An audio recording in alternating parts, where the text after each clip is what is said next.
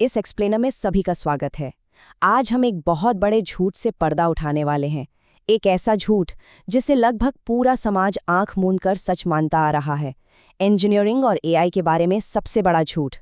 आज हम समझेंगे कि कैसे जिन मैकेनिकल कामों के लिए हमारे कॉलेज छात्रों को दिन रात तैयार कर रहे हैं, एआई उन्हें पलक झपकते ही सीख रहा है, और क्यों ये पारंपरिक सलाह अब बहुत बड़ा जोखिम बन चुकी है। तो चलिए सीधे मुद्दे पर आते हैं। आज लाखों माता पिता अपने बच्चों को बिना सोचे समझे एक ही सलाह दे रहे हैं, इंजीनियरिंग पढ़ो, कोडिंग सीखो, भविष्य सेट है। लेकिन जरा सोचिए, क्या होगा अगर सुरक्षा का ये दावा पूरी तरह से खोखला हो? क्या ऐसा तो नहीं कि यही सलाह छात्रों को सीधे असफलता की खाई में धकेल रही है? इस बात पर गहराई से सोचना बहुत जरूरी है। आज का ये विश्लेषण 5 मुख्य हिस्सों में बटा है। सबसे पहले हम इस बड़े झूठ को समझेंगे, फिर एआई और मैकेनिकल कामों का कनेक्शन देखेंगे। इसके बाद भारत के रोजगार संकट, टेक अरबपतियों के एक चौंकाने वाले सच, और आखिर में भविष्य के लिए जरूरी असली कौशल पर बात करेंगे।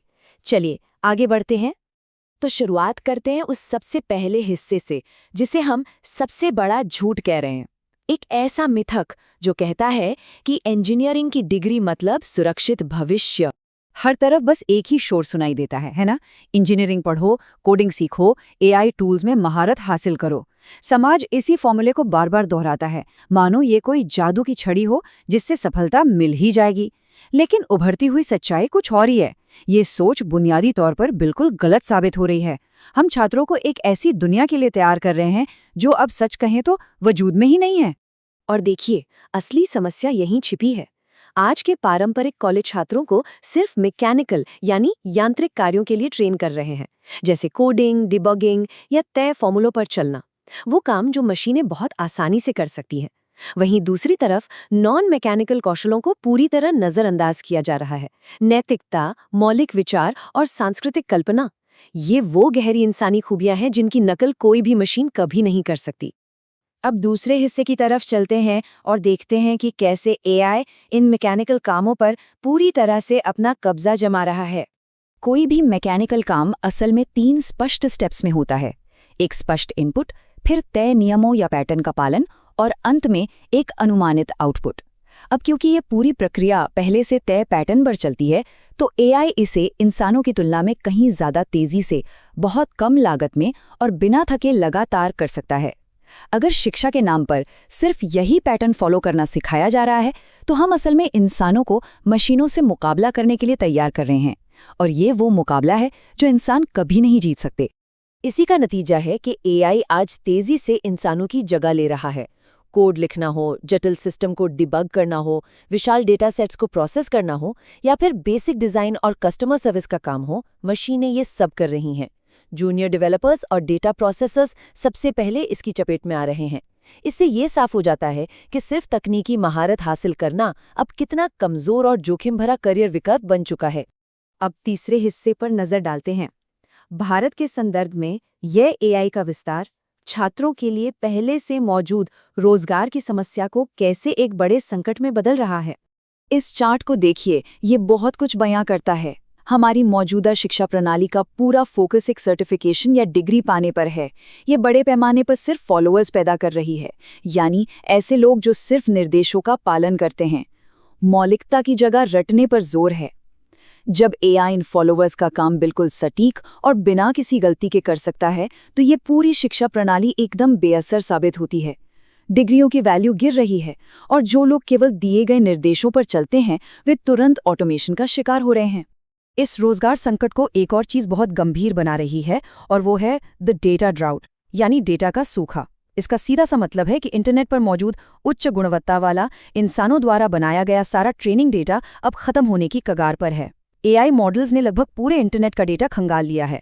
अब खुद को और बेहतर बनाने के लिए इन मशीनों को ताज़े, मौलिक और गहराई से सोचे गए इंसानी विचारों की सख्त ज़रूरत है, क्योंकि मशीनें अपने आप शून्य से नए विचार पैदा नहीं कर सकती। अब आते हैं हमारे चौथे हिस्से पर, जहां टेक जगत के दिग्गजों और अरबपतियों से जुड़ा एक चौंकाने वाला सच सामने आता है। ये वाकई एक बहुत बड़ा विरोधाभास है। जो लोग इस एआई तकनीक के शिखर पर बैठे हैं, वे आम जनता को दी जाने वाली सलाह से बिल्कुल अलग सोच रहे हैं।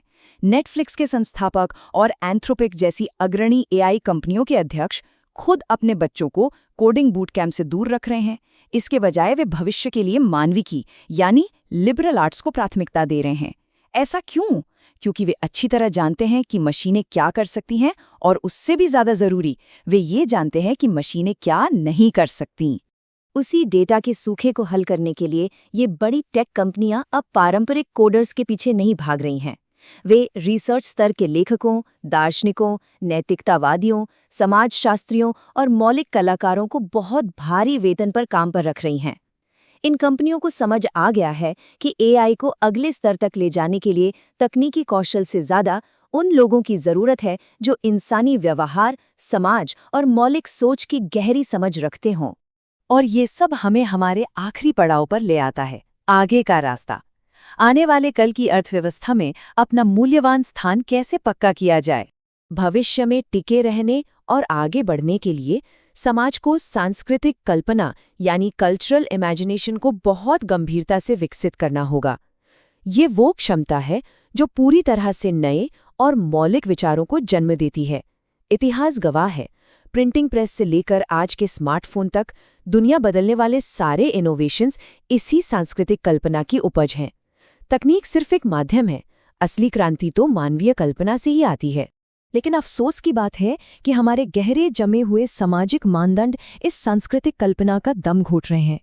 कला और आर्ट से जुड़े विषयों को कमा खा जाता है, समाज में सब पर एक जैसा बनने का भारी दबाव है और सच्ची रचनात्मकता की जगह बस रटने को बढ़ावा दिया जा रहा है।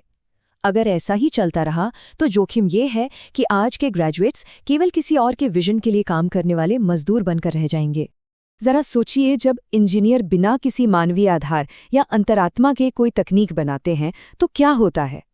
इसका नतीजा होता है समाज की एक बेहद नीरस और खतरनाक व्याख्या, जहां इंसान सिर्फ एक डेटा पॉइंट बनकर रह जाता है। आज एल्गोरिदम में जो भारी पक्षपात और मानसिक स्वास्थ्य के गंभीर संकट दिख रहे हैं, वो इसी का नतीजा है। इसके ठीक उलट एक मजबूत मानवीय आधार इस बात की गहरी समझ देता है कि किसी भी तकनीक का समाज पर क्या प्रभाव पड़ेगा। और इसी वजह से लिबरल आर्ट्स मौलिक रूप से एक लीडर की शिक्षा है। औद्योगिक युग में हमें मौजूदा सिस्टम में फिट होने वाले फॉलोअर्स की जरूरत थी, लेकिन आज के एआई युग में हमें ऐसे लीडर्स की जरूरत है जो स्थापित सिस्टम पर सवाल उठा सकें और सही नैतिक तर्क दे सकें। लिबरल आर्ट्स यही सिखाती है कि मुश्किल और अनिश्चित हालातों में फैसले कैसे लिए जाएं, सिर्फ ये नहीं कि दिए गए कोड को कंप्यूटर पर कैसे लागू किया जाए। आखिरकार मशीन खुद ये तय नहीं कर सकती कि उसे क्या करना चाहिए। वो खुद को खाना नहीं खिला सकती या नैतिकता का फैसला नहीं कर सकती।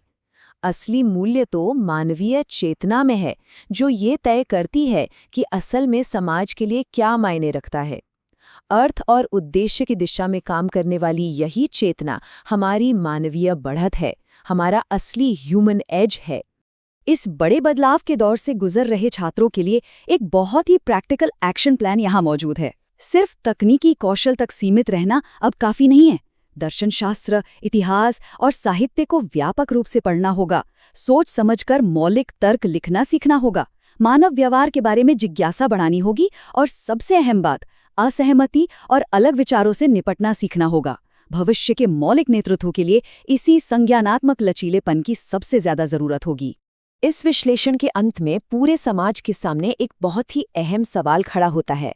क्या हम ऐसे दिमाग तैयार कर रहे हैं जो मशीनों से मुकाबला करेंगे और अंततः हार जाएंगे, या फिर हम ऐसे लीडर्स तैयार कर रहे हैं जो अपनी रचनात्मकता और कल्पना से उन मशीनों का नेतृत्व करेंगे? इस सवाल पर गंभीरता से विचार करना जरूरी है, क्योंकि इसी जवाब पर हमारी आने वाली पीढ़ियों का भविष्य टिका है।